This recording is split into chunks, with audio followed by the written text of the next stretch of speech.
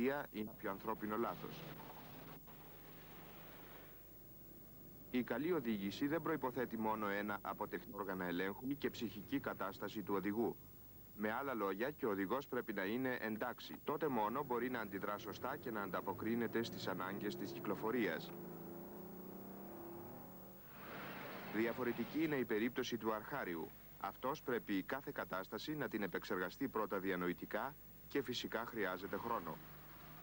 Η σωστή απόφαση, πραγματοποιημένη με καθυστέρηση, μπορεί να είναι μια λανθασμένη απόφαση.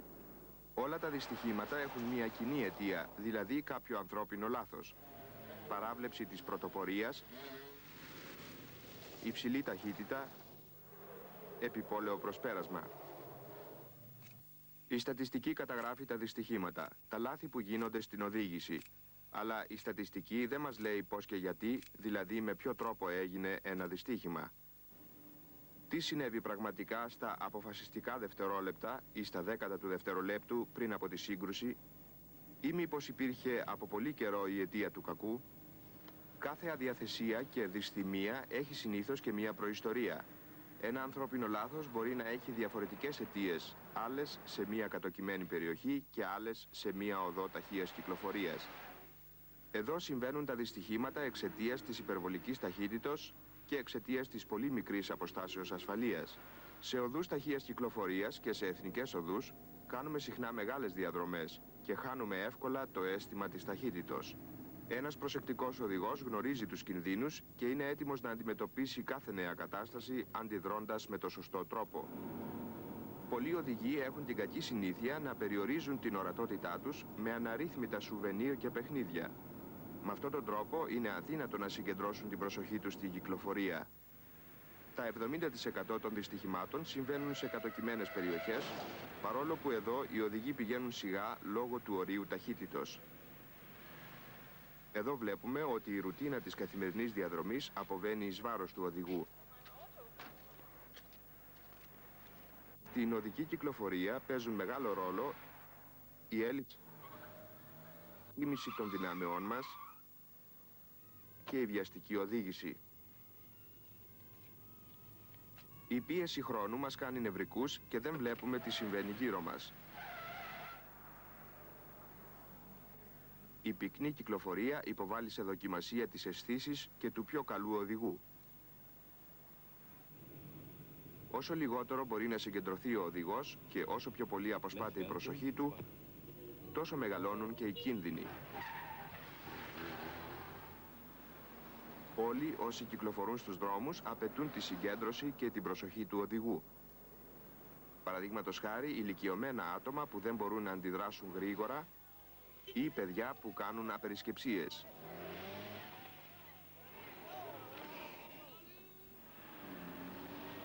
Ποτέ δεν μπορεί κανείς να είναι σίγουρος. Γι' αυτό πρέπει να υπολογίζει εκ των προτέρων τα λάθη των άλλων. Ο καθένας είναι σχεδόν βέβαιος ότι μόνο οι άλλοι κάνουν λάθη. Αλλά στην οδική κυκλοφορία παίρνουν μέρος όλοι, τόσο οι άπειροι όσο και οι πεπειραμένοι. Ο καθένας μας μπορεί να κάνει λάθη, αλλά και να τα αποφύγει.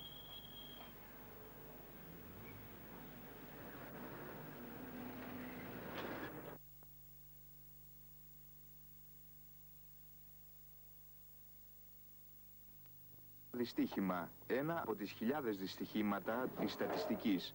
Η πιο συνηθισμένη αιτία είναι κάποιο ανθρώπινο λάθος.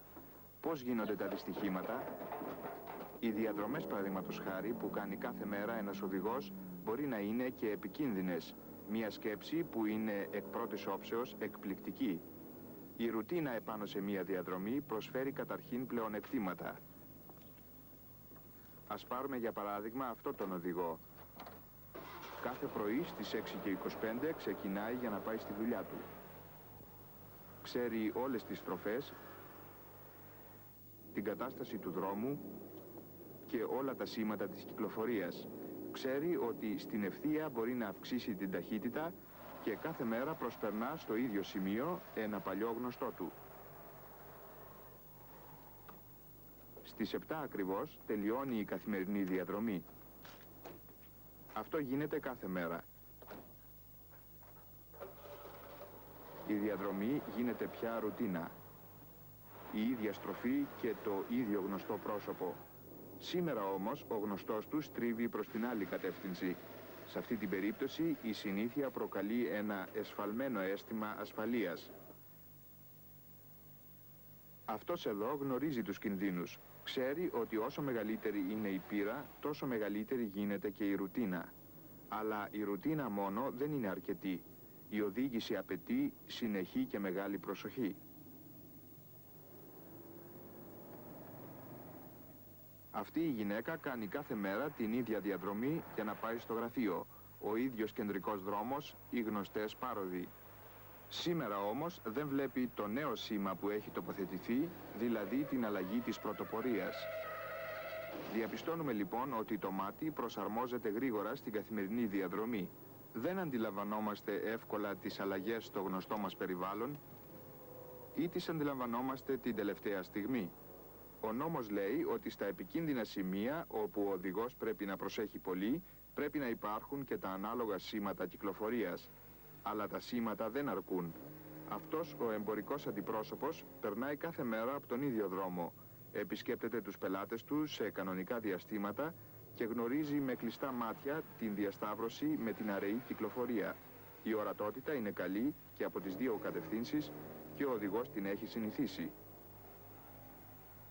2 εβδομάδες αργότερα, η ίδια διαδρομή, η ίδια διασταύρωση. Ως συνήθως ρίχνει μια γρήγορη ματιά αριστερά και μια δεξιά και δεν σκέπτεται βέβαια ότι μπορεί να είναι εκεί κάποιο μεγάλο εμπόδιο.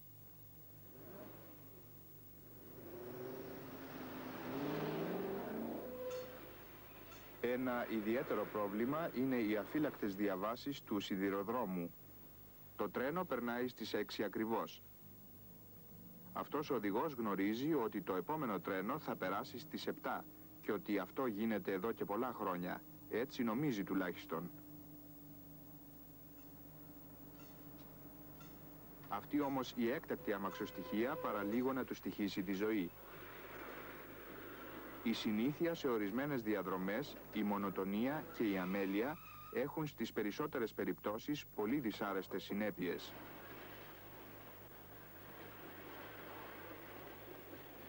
Αυτό πρέπει να το αντιληφθεί ο κάθε ένας οδηγός και να ενεργεί αναλόγως.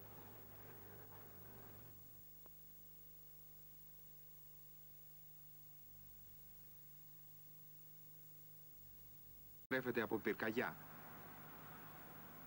Τα 90% των οδηγών που έχασαν τη ζωή τους μέσα στις φλόγες θα μπορούσαν να είχαν διασωθεί εάν κάθε αυτοκίνητο διέθετε έναν κατάλληλο πυροσβεστήρα.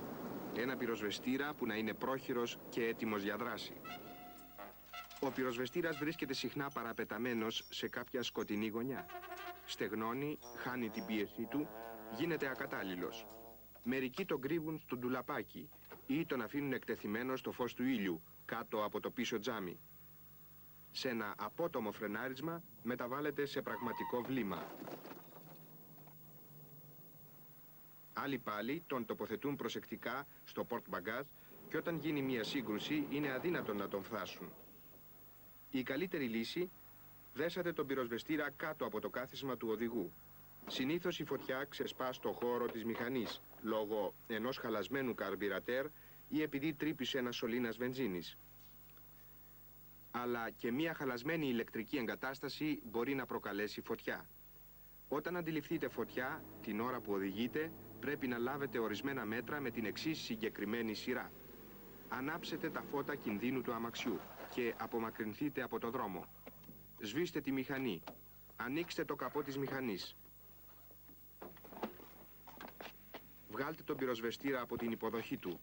Βγάλτε την ασφάλεια και δώστε σύντομες καλοσημαδεμένες ρηπές κοντά στην αιστεία της φωτιάς. Πηγαίνετε γύρω από την αιστεία της φωτιάς και καταπολεμήστε τις φλόγες και από την άλλη πλευρά. Μια άλλη διαδομένη κακή συνήθεια πολλών οδηγών προκαλεί επίσης επικίνδυνες καταστάσεις. Πετούν απρόσεκτα το τσιγάρο τους από το παράθυρο ή από το άνοιγμα της σκεπής και ο αέρας το ξαναφέρνει στο εσωτερικό του αμαξιού. Ύστερα από πολλά πειράματα για επενδύσεις καθισμάτων, χρησιμοποιούνται τώρα στα αυτοκίνητα πυρήμαχα υλικά που δεν περιορίζουν όμως την άνεση των επιβατών. Για οδηγούς που συμμετέχουν σε αγώνες υπάρχουν υποχρεωτικοί κανονισμοί. Τα ρεζερβουάρ σε αυτά τα αυτοκίνητα είναι ελαφρής κατασκευής και πολύ μεγαλύτερα από ό,τι στα συνηθισμένα αυτοκίνητα. Πυροσβεστικές σωληνώσεις στο εσωτερικό του αμαξιού προσφέρουν πρόσθετη προστασία. Τα συμπεράσματα που συνάγονται από τις αυτοκινητοδρομίες οδηγούν στην κατασκευή μιας νέας πυροσβεστικής εγκαταστάσεως. Το τεστ αποδεικνύει την μεγάλη αποτελεσματικότητα. Θερμοστάτες τοποθετημένοι στο κάτω μέρος του οχήματος και στο χώρο της μηχανής θέτουν αυτομάτως σε λειτουργία το πυροσβεστικό σύστημα όταν η θερμοκρασία υπερβεί τους 160 βαθμούς Κελσίου. Χωρίς να αφήνει κατάλοιπα, το ειδικό αέριο καταπνίγει τις φλόγες σε λίγα δευτερόλεπτα.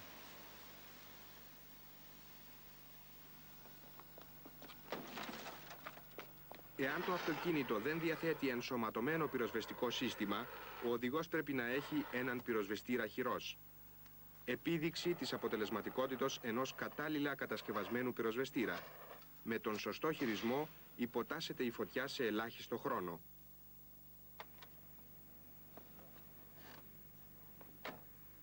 Όταν λείπει ο πυροσβεστήρας και ο οδηγός δεν ξέρει τι πρέπει να κάνει, οι ζημιές θα είναι μεγάλες.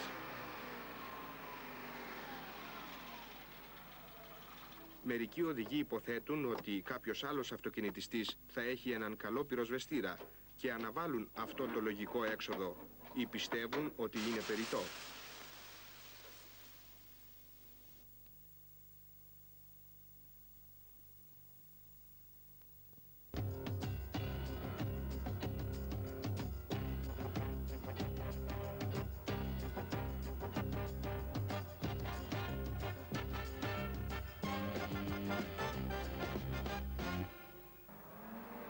Μοιάζει λίγο με στυλ western, αλλά έχει εφαρμογή μόνο σε πίστες αγώνων, όπου ισχύουν άλλοι κανόνες από ό,τι στην κυκλοφορία.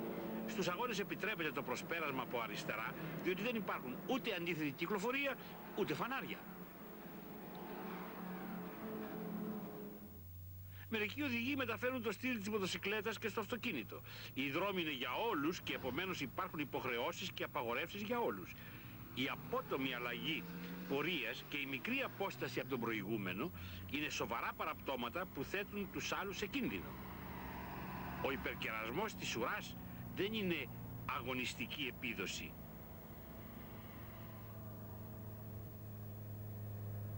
Προσέξτε το πως περνάει και κλείνει αμέσως.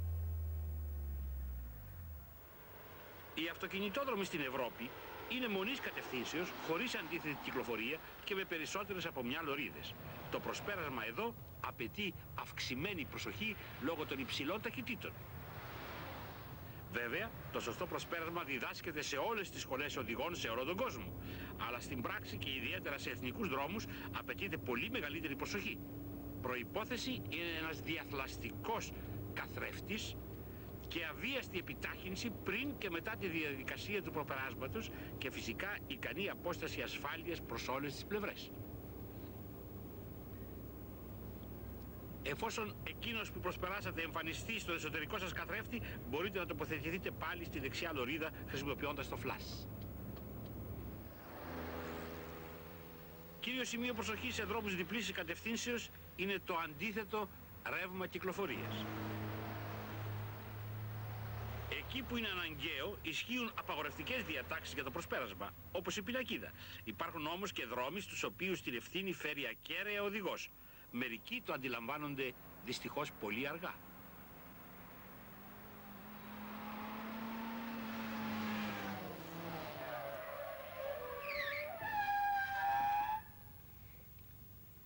Στροφές και ανηφοριές είναι ιδιαίτερα επικίνδυνες διότι παρουσιάζουν περιορισμένη ορατότητα. Εδώ το προσπέρασμα μοιάζει με τη ρουλέτα. Η τύχη εγκατέλειψε αυτόν τον οδηγό. Η διπλή ζημιά είναι εις βάρος του. Οι αυτοκινητιστές κινούνται στη σημερινή εποχή πάνω σε δρόμους στους οποίους κατά 95% ισχύουν κανόνες περιορισμού, απαγορεύσεις και επιταγές. Όλα αυτά εξυπηρετούν την ασφάλεια των οδηγών. Υπάρχουν περιπτώσεις στις οποίες το προσπέρασμα επιβάλλεται όταν βρισκόμαστε πίσω από οδηγούς που δεν γνωρίζουν την περιοχή και κατά ανάγκη προχωρούν πολύ σιγά ψάχνοντας ή πίσω από αρχάριους. Προσπεράστε σε απόσταση ασφάλειας εκείνους οι οποίοι, όπως θα δείτε, στο μέσο του δρόμου αλλάζουν λάστιχο. Προσέξτε τον, περάστε τον από μακριά. Για λόγους ασφάλειας μην προσπερνάτε οχήματα με ελάχιστα μικρότερη ταχύτητα από τη δική σας. Πράξεις σαν κι αυτές τιμωρούνται αυστηρά. Λανθασμένη τοποθέτηση στη λωρίδα και συνεχή αλλαγή με αποτέλεσμα την παρεμπόδιση των άλλων οδηγών. Προσπέρασμα σε βουνό με υπερφορτωμένο αυτοκίνητο. Σφήνες και μικρή απόσταση ασφάλειας. Περιμένετε υπομονετικά ένα κατάλληλο σημείο με ορατότητα και μετά προσπεράστε την αργοκίνητη ουρά. Μην εμπιστεύεστε πάντοτε το φιλικό νεύμα του οδηγού ενός φορτηγού. Στο προσπέρασμα εγγύηση για την ασφάλειά σας είναι μόνον η καλή ορατότητα. Αυτό μην το ξεχνάτε.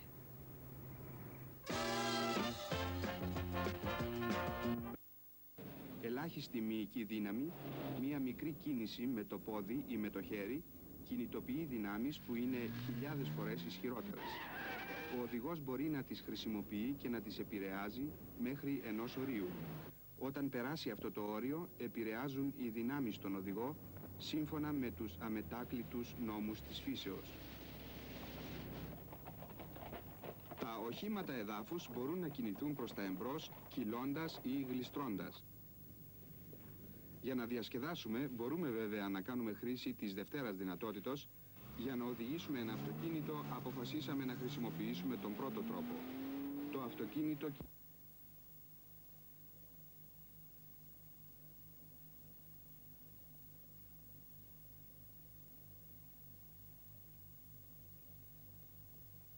όταν ξαφνικά πατήσουμε το φρένο μέχρι τέρμα. Κάτι παρόμοιο συμβαίνει επίσης όταν επάνω στη στροφή η υφηγόκεντρος κατορθώσει να επιβάλλει τη δική της θέληση. Πότε αρχίζει να γλιστράει ένα αμάξι?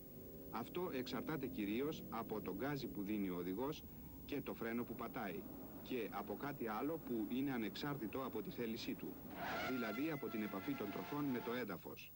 Παράδειγμα, το ίδιο αμάξι τρέχει με 80 χιλιόμετρα την ώρα και φρενάρει σε στεγνή άσφαλτο και σε ένα δρόμο που έχει παγώσει. Άλλο παράδειγμα, με 80 χιλιόμετρα την ώρα το αυτοκίνητο παίρνει στροφή σε στεγνή άσφαλτο, σε υγρό λιθόστρωτο και σε παγωμένο δρόμο. Αποτέλεσμα της συγκρίσεως, η επαφή με το έδαφος είναι ένα μέγεθος που μεταβάλλεται. Ανάλογα με την ποιότητα του δρόμου και τις καιρικές συνθήκες, ελαττώνεται ή αυξάνεται μέχρι το δεκαπλάσιο. Κακή επαφή με το έδαφος σημαίνει ότι το φρένο δεν θα κάνει τη δουλειά που πρέπει. Αρκεί μια ελαφρή πίεση στο πεντάλ του φρένου για να μπλοκάρουν οι ρόδες.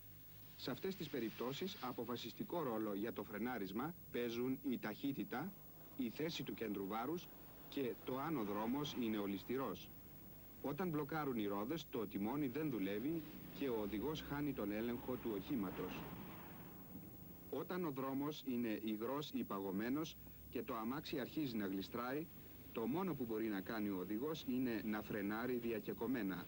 Πατάει το πεντάλ του φρένου, το αφήνει και ούτω καθεξής. Αυτή η διαδικασία επιτρέπει στους τροχούς να παραμείνουν σε κίνηση.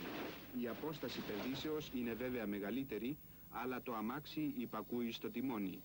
Καλύτερα και από τον πιο πεπειραμένο οδηγό αντιδρούν τα νέα συστήματα κατά του μπλοκαρίσματος, τα οποία τελειοποιούνται συνεχώς. Οι ρόδες δεν μπλοκάρουν πια, ακόμα το φρένο μέχρι τέρμα. Η απόσταση πεδίσεως σε υγρό οδόστρωμα ελαττώνεται σημαντικά, ενώ παράλληλα ο οδηγός εξακολουθεί να κυβερνά το αμάξι του. Τα λάστιχα με καρφιά είχαν αποστολή να αυξήσουν την ασφάλεια του οχήματος επάνω σε παγωμένους δρόμους. Αλλά αυτά τα λάστιχα αφήνουν τα σημάδια τους στο οδόστρωμα, καταστρέφουν εν μέρει την επιφάνειά του και κάνουν το δρόμο πιο επικίνδυνο όταν επικρατεί υγρασία. Η επιφάνεια του δρόμου είναι μια τσουλήθρα παγίδα. Όταν ένα κινούμενο σώμα συναντήσει υγρή επιφάνεια με την επίπεδη πλευρά του, τότε το σώμα γλιστράει επάνω στην υγρή επιφάνεια. Το ίδιο συμβαίνει και με το αυτοκίνητο. Αρχίζει να κολυμπάει και είναι αδύνατο να το κυβερνήσουμε. Ο καλύτερος τρόπος για να αντιμετωπίσουμε παρόμοιες καταστάσεις είναι να χρησιμοποιούμε λάστιχα με βαθύ αυλάκι. Το νερό περνάει από μέσα και αποχετεύεται. Όσο βαθύ αυλάκι όμως και αν έχουν τα λάστιχα, όταν επικρατεί η υγρασία, ο οδηγός πρέπει να ελαττώσει την ταχύτητα. Ο οδηγός κάθεται μέσα στο αμάξι του, στα στεγνά και στα ζεστά. Δυστυχώς όμως, κάτω από τα πόδια του επικρατούν πολλές φορές εντελώς διαφορετικές συνθήκες. Ο δρόμος είναι γλιστερός και η οδήγηση επικίνδυνη. Ας μην το ξεχνάει αυτό, εάν θέλει να φτάσει ασφαλή στον προορισμό του.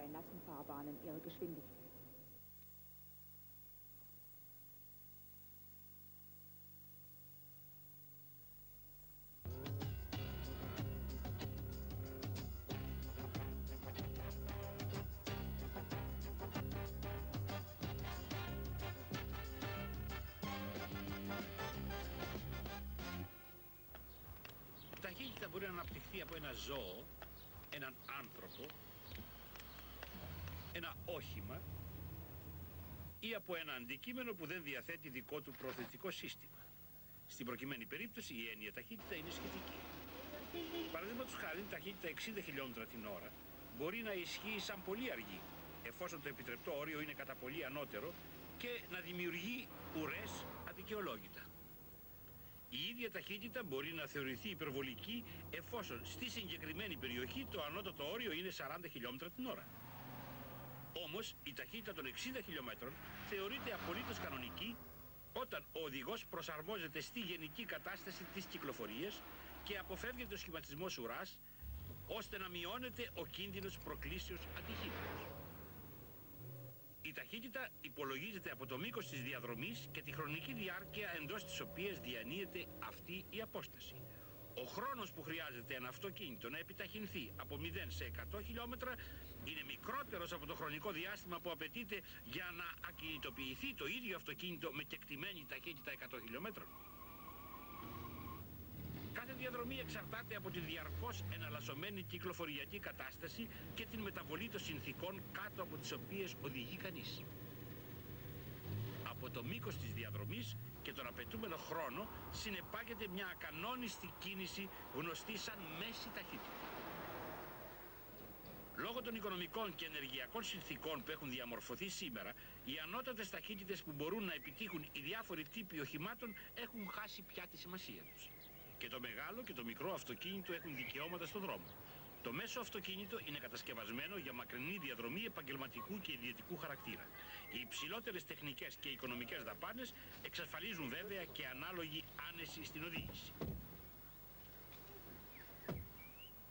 Τα μικρότερα αυτοκίνητα εξυπηρετούν κυρίως για διαδρομή εντός της πόλεως. Βέβαια μπορούν να χρησιμοποιηθούν και για μεγαλύτερες αποστάσεις, αλλά με 4 άτομα. Και με αποσκευές αυξάνεται κατά πολύ το βάρος τους. Το ταχύμετρο μας δείχνει ανα πάσα στιγμή το ύψος της ταχύτητός μας και για να μας δίνει πάντα σωστές πληροφορίες πρέπει να το ελέγχουμε τακτικά. Σε μακρινές διαδρομές είναι δύσκολο να πατά κανείς ομοιόμορφα τον γκάζι. Στην προκείμενη περίπτωση ενδείκνυται ένα χειρόγκαζο το οποίο αντικαθιστά το πόδι, φροντίζει για ομοιόμορφη πίεση του πεντάλ και εξασφαλίζει οικονομία στα καύσιμα. Στα ακόλουθα παραδείγματα θα ισχυριστούμε δικαίως ότι οι οδηγοί δεν επιλέγουν τη σωστή ταχύτητα. Η κακή εκτίμηση εκείνη των δυνάμεων που πολλαπλασιάζονται με την αύξηση της ταχύτητας κουράζουν υπερβολικά τόσο τον οδηγό όσο και το αυτοκίνητο.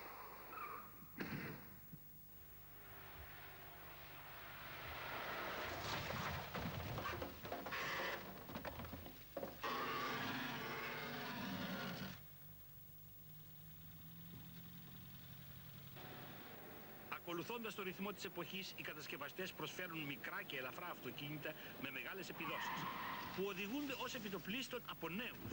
Πρέπει όμως να χειρίζονται με προσοχή και μέσα στα όρια των δυνατοτήτων τους αυτά τα αυτοκίνητα.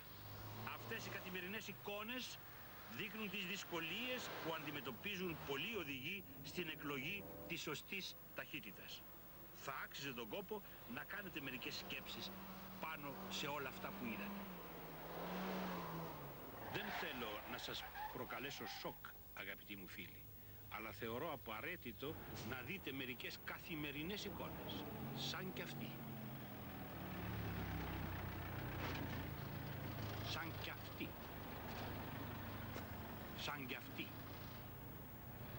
όλες είναι αποτέλεσμα κακής επιλογής της ταχύτητας.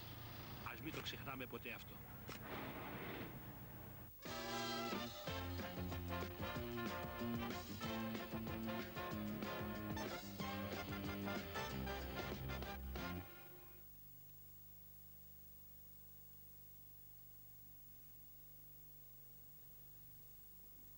Η τεχνική μας επιτρέπει να εξουσιάζουμε το αυτοκίνητο. Ελάχιστη μυϊκή δύναμη, μία μικρή κίνηση με το πόδι ή με το χέρι, κινητοποιεί δυνάμεις που είναι χιλιάδες φορές ισχυρότερες. Ο οδηγός μπορεί να τις χρησιμοποιεί και να τις επηρεάζει μέχρι ενός ορίου. Όταν περάσει αυτό το όριο, επηρεάζουν οι δυνάμεις στον οδηγό σύμφωνα με τους αμετάκλητους νόμους της φύσεως.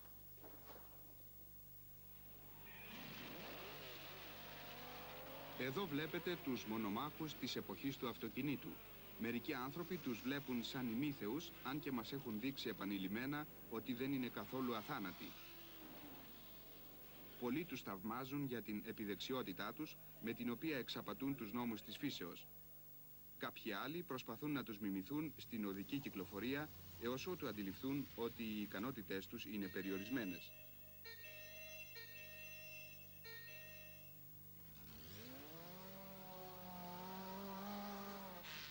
Αυτός ο οδηγός γνωρίζει τους φυσικούς νόμους, προσπαθεί να τους εκμεταλλευτεί και να συνεργάζεται μαζί τους. Ξέρει επίσης ότι έχει να κάνει με τις ίδιες δυνάμεις όπως και κάθε άλλος οδηγός αυτοκινήτου, δηλαδή με την κινητική ενέργεια, την επιτάχυνση, την επιβράδυνση και στις στροφές με τη φυγόκεντρο δύναμη. Παρ' όλα αυτά υπάρχουν μερικές διαφορές. Αυτό το αμάξι που είναι κατασκευασμένο για όλη την οικογένεια θα ξεφύγει από το δρόμο του όταν πάρει στροφή με 110 χιλιόμετρα την ώρα. Ένα αμάξι κατασκευασμένο ειδικά για αυτοκινητοδρομίες παίρνει την ίδια στροφή με 190 χιλιόμετρα χωρίς να κινδυνέψει, αν και η φυγόκεντρος είναι πολύ ισχυρότερη. Αυτό οφείλεται στην ειδική κατασκευή του. Το κέντρο βάρους είναι πολύ χαμηλά, οι άξονες και η τροχή έχουν απαιτήσει πολλή δουλειά και πολλά έξοδα και τα φαρδιά του λάστιχα έχουν μεγάλη επιφάνεια επαφής με το έδαφος.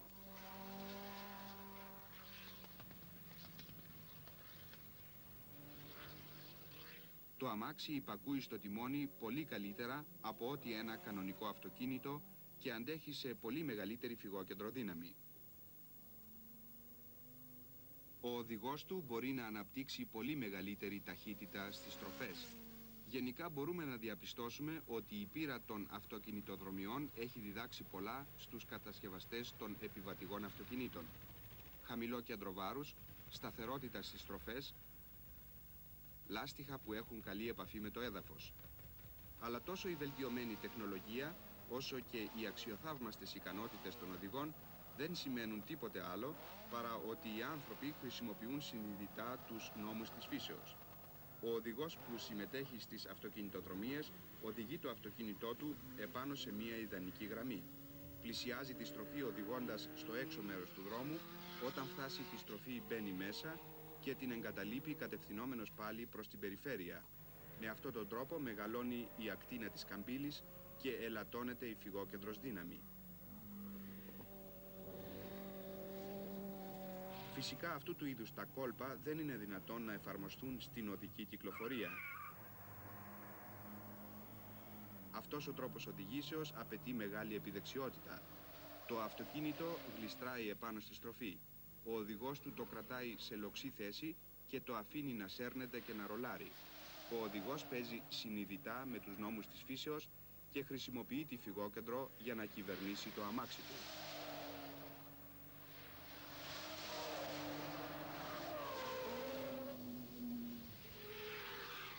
Στην οδική κυκλοφορία μια τέτοια συμπεριφορά θα ήταν έγκλημα, γιατί θέτει σε κίνδυνο τη ζωή των άλλων.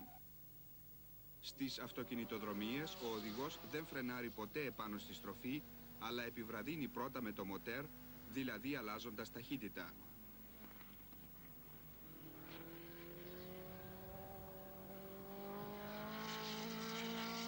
Εάν πατούσε φρένο επάνω στη στροφή, θα μπλοκάριζαν η μπροστινή τροχή. Σε αυτή την περίπτωση το αμάξι δεν θα υπακούσει στο τιμόνι. Η φυγόκεντρος θα τον πάει όπου θέλει αυτή. Ο οδηγός που συμμετέχει στις αυτοκινητοδρομίες το κάνει για να δοξαστεί και για να κερδίσει χρήματα. Ένας συνηθισμένος οδηγός δεν μπορεί να κερδίσει τίποτα. Έχει μόνο να χάσει.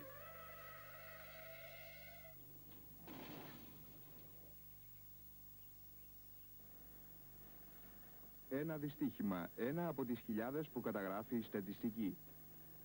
Τα αίτια του δυστυχήματος, τεχνικές ελλείψεις του οχήματος.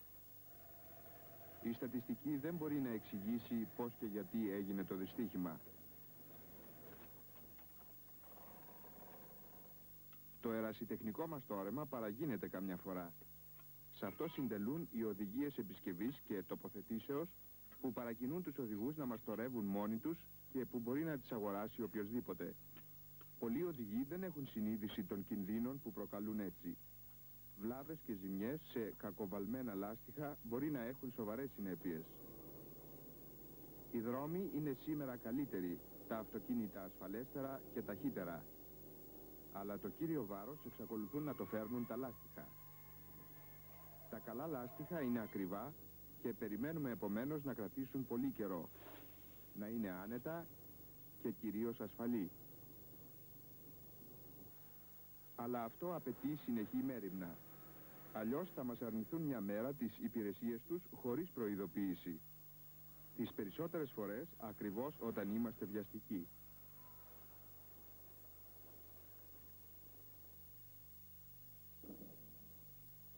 Τα λάστιχα πρέπει όχι μόνο να είναι σωστά τοποθετημένα και ζυγισμένα, αλλά και να έχουν την κανονική πίεση. Η πίεση πρέπει να ελέγχεται και να ρυθμίζεται περίπου κάθε τρίτη φορά που βάζουμε βενζίνη ή κάθε 2-3 εβδομάδες. Πώς είναι η πορεία με πολύ χαμηλή πίεση στα λάστιχα μας το δείχνει το πείραμα αυτό. Ήδη με ταχύτητα 100 χιλιόμετρων την ώρα σχηματίζεται στα πλάγια ένα εξόγκωμα που μοιάζει με σάκο που σε λίγο θα σκάσει. Στην πίστα των δοκιμών φαίνεται καθαρά η ολοένα μεγαλύτερη ανασφάλεια όταν τα λάστιχα έχουν πολύ χαμηλή πίεση.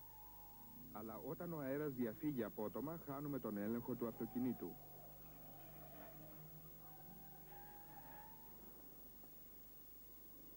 Το απότομο ξεκίνημα και το περιττό πάτημα του φρένου μέχρι τέρμα δεν ενοχλούν μόνο το περιβάλλον, αλλά μειώνουν σημαντικά και τη διάρκεια ζωής των ελαστικών.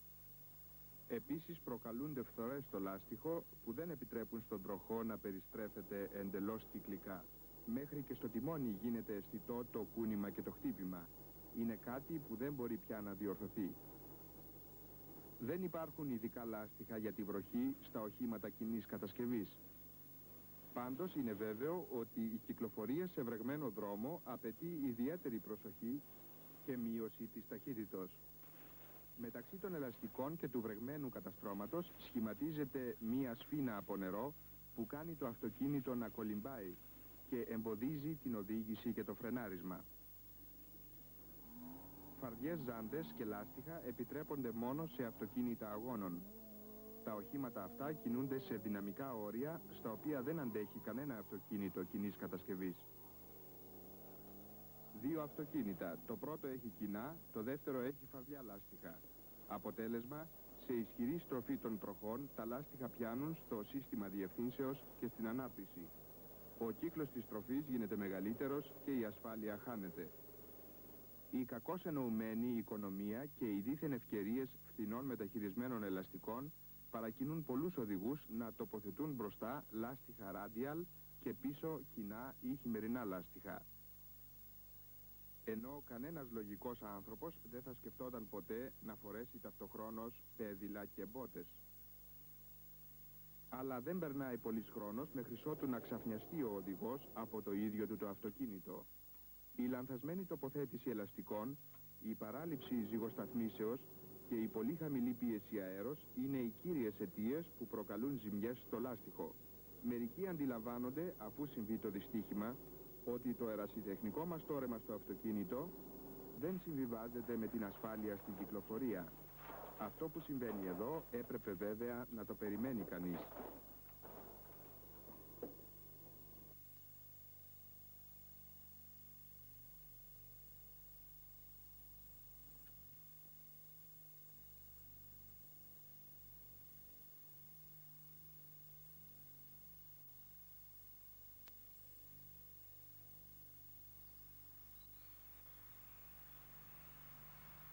Τρεις παράγοντες καθορίζουν βασικά την οδική κυκλοφορία σε όλες τις χώρες του κόσμου. Ο δρόμος, το όχημα, ο οδηγός. Αυτοί οι τρεις παράγοντες βρίσκονται σε συνεχή αλληλεξάρτηση όσο ο άνθρωπος θα οδηγεί αυτοκίνητο. Μπορεί όμως να προσθεθούν και άλλοι παράγοντες, φωτεινοί σηματοδότες, άλλα οχήματα. Όταν το όχημα τεθεί σε κίνηση, μπορούμε να αυξήσουμε ή να μειώσουμε την ταχύτητά του ανάλογα με τις απαιτήσεις της περιστάσεως. Αυτός ο τρόπος βλάπτει τον συμπλέκτη, φθείρει τα λάστιχα χωρίς λόγο και ταλαιπωρεί τα νεύρα των άλλων.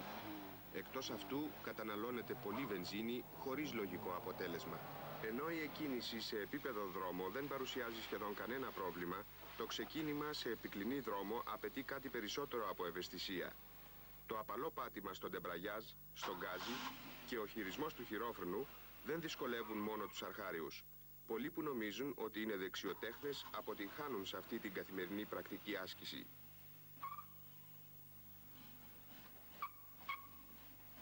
Στη ρημούλκηση με σειρματόσχηνο πρέπει να προσέξετε ιδιαίτερα την εκκίνηση. Ακριβής συντονισμός για την πορεία και το φρενάρισμα προλαμβάνει τις τυχόν ζημιές. Σειρματόσχηνο με μηχανισμό για αυτόματο ξετύλιγμα περιορίζει τις πρώτες δυσκολίες. Αλλά ο πιο ασφαλής τρόπος για τη ρημούλκηση οχήματος είναι μια σταθερή και τεχνικά τελειοποιημένη ράβδος ρημουλκήσεως. Όταν δεν υπάρχουν καθορισμένα όρια, η ταχύτητα πρέπει να προσαρμόζεται στις περιστάσεις. Πρέπει δε να τηρούνται οι αποστάσεις ασφαλείας. Οι περισσότεροι οδηγοί λίγο προσέχουν αυτή τη σύσταση. Ακριβώς όμως στις μεγάλες ταχύτητες το αμάξι που ακολουθεί σε ελάχιστη απόσταση δεν βρίσκεται μόνο σε δύσκολη θέση, αλλά προκαλεί και στους άλλους φόβο και τρόμο.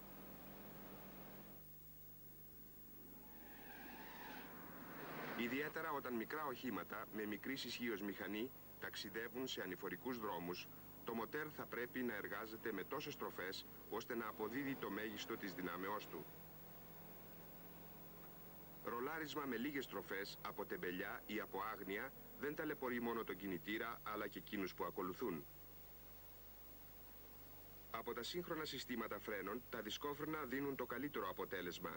Σε καλή κατάσταση και με καλή συντήρηση αντέχουν τόσο ώστε ακόμη και αλλεπάλληλα φρεναρίσματα δεν μειώνουν την αποτελεσματικότητά τους. Ενώ ο συνδυασμός εμπρός δισκόφρενα και πίσω ταμπούρα είναι ευρύτατα διαδομένος, μερικά εργοστάσια εξοπλίζουν τώρα τα οχήματά τους με δισκόφρενα εμπρός και πίσω. Το λεγόμενο σύστημα κατανομής της πιέσεως προστίθεται ήδη σε πολλά μοντέλα και είναι ο πιο ασφαλής νεωτερισμός για την αποφυγή του μπλοκαρίσματος των τροχών. Αυτό που λίγα οχήματα διαθέτουν σήμερα, μπορεί αύριο να το έχουν όλα τα αυτοκίνητα. Επειδή όταν μπλοκάρουν οι τροχοί, το όχημα μένει ακυβέρνητο. Το σύστημα των φρένων υφίσταται μεγάλες ταλαιπωρίες και φθορές. Γι' αυτό όπου μπορούμε πρέπει να τα ανακουφίζουμε, ιδίως στον κατηφορικό δρόμο. Αν βάλουμε εγκαίρως μικρότερη ταχύτητα, τα προστατεύουμε και τα ανακουφίζουμε.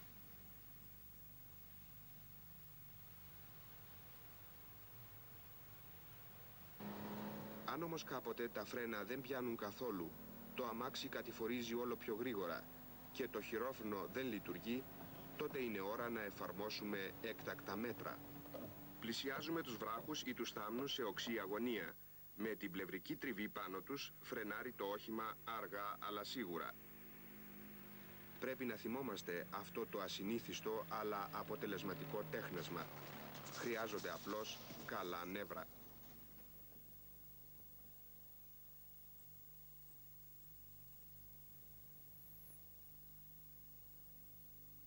Πρέπει να εξουσιάζουμε το αυτοκίνητο. Ελάχιστη μυϊκή δύναμη, μία μικρή κίνηση με το πόδι ή με το χέρι, κινητοποιεί δυνάμεις που είναι χιλιάδες φορές ισχυρότερες. Ο οδηγός μπορεί να τις χρησιμοποιεί και να τις επηρεάζει μέχρι ενός ορίου. Όταν περάσει αυτό το όριο, επηρεάζουν οι δυνάμεις τον οδηγό σύμφωνα με τους αμετάκλητους νόμους της φύσεως. Η ταχύτητα της φυσικής κινήσεώς μας είναι 5 έως 8 χιλιόμετρα την ώρα και οποιαδήποτε μεγαλύτερη ταχύτητα μπορεί να έχει άσχημες συνέπειες.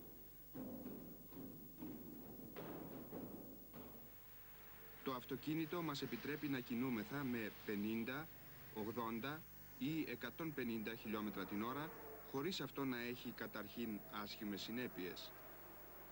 Μπορεί να επιταχύνει σε μικρό χρονικό διάστημα, μπορεί να φρενάρει σε ακόμη μικρότερο χρονικό διάστημα και μπορεί να οδηγηθεί προς κάθε κατεύθυνση. Με την προϋπόθεση φυσικά ότι βρίσκεται σε άριστη τεχνική κατάσταση. Οι άσχημες συνέπειες της υψηλής ταχύτητος δεν οφείλονται τόσο στο αυτοκίνητο όσο στον οδηγό του. Όπως και οι δυνάμεις του σώματος, έτσι και οι δυνάμεις του αυτοκινήτου είναι περιορισμένες. Όσο και αν πατήσει κανείς τον γκάζι, το αυτοκίνητο δεν θα επιταχύνει πιο γρήγορα από όσο επιτρέπει η υποδύναμη του μοτέρ. Και όσο δυνατά και αν πατήσουμε το φρένο, δεν πρόκειται να ελαττωθεί η απόσταση που χρειαζόμαστε για να φρενάρουμε. Η ταχύτητα που επιτρέπεται να αναπτύξουμε πρέπει να είναι τόση, ώστε να μπορούμε να σταματήσουμε το όχημα σε όποιο σημείο θέλουμε. Αυτό το σημείο μπορεί να είναι το πρατήριο βενζίνης, ο φωτεινός σηματοδότης ή μπορεί να είναι ένα ξαφνικό εμπόδιο. Εάν το αυτοκίνητο ξεπεράσει εκείνο το σημείο, τότε δεν υπολογίσαμε σωστά τις δυνάμεις. Αποφασιστικό ρόλο για τις συνέπειες μιας τέτοιας καταστάσεως παίζει η ταχύτητα και η απόσταση πεδίσεως. Όταν τρέχουμε με 50, χρειαζόμαστε 15 μέτρα για να φρενάρουμε. Όταν τρέχουμε με διπλάσια ταχύτητα, χρειαζόμαστε τετραπλάσια απόσταση και στα 150, 9 φορές πιο πολύ. Η ορατότης πρέπει να είναι ανάλογη με την ταχύτητα. Όταν η ορατότης είναι περιορισμένη, όπως παραδείγματος χάρη σε στροφές ή όταν ο δρόμος κάνει κυματισμούς ή όταν σκοτεινιάσει, τότε πρέπει να μετριάσουμε την ταχύτητα του οχήματος. Η ορατότης μπορεί να περιοριστεί και όταν πέσει ξαφνικά ομίχλη. Αυτές οι εικόνες που επαναλαμβάνονται κάθε χρόνο αρκούν για να μας κάνουν να προσέχουμε περισσότερο. Το ράδιο στο αυτοκίνητο έχει γίνει ένα απαραίτητο όργανο ασφαλείας. Παρ' όλα αυτά, πολλά αυτοκίνητα δεν έχουν ραδιόφωνο και οι οδηγοί τους δεν μπορούν να ακούσουν τις ανακοινώσεις για την κυκλοφορία.